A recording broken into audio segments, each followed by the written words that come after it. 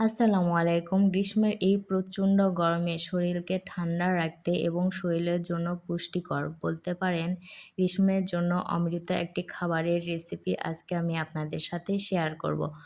তার জন্য কি উপকরণ প্রয়োজন চলুন দেখে নেই। প্রথমে আমি আমার প্রয়োজন মতো চিড়া নিয়ে নিয়েছি এবং ৫ মিনিট পানিতে ভিজিয়ে রেখেছি এবং পানিগুলো ঝরিয়ে নিয়েছি। এরপর দই নিয়ে নিয়েছি। এখানে দইয়ের পরিমাণ অল্প দিলেই ভালো।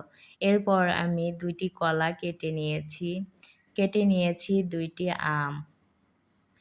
এরপর আমি চিনি এবং গুঁড়া দুধ নিয়ে নিয়েছি।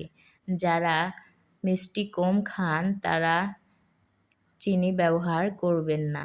এরপর আমি চিড়ার মধ্যে একে একে সব উপকরণগুলি দিয়ে নেব। প্রথমে দই দিয়ে দিলাম, কলা দিয়ে দিলাম, এরপর আম দিয়ে দিলাম। এরপর রেখে দেওয়া চিনি এবং গুঁড়া দুধগুলো দিয়ে দেব। এগুলো সুন্দরভাবে মিশিয়ে নেব। এগুলো যেন আলাদা হয়ে না থাকে, খুব ভালোভাবে যেন মিশিয়ে যায়। দেখুন আমার খুব ভালোভাবে মেশানো হয়ে গেছে। এটা দেখতে যেরকম সুন্দর, খেতেও সেরকম খুব সুস্বাদু। আপনারা চাইলে আমার এই রেসিপি ট্রাই করে দেখতে পারেন।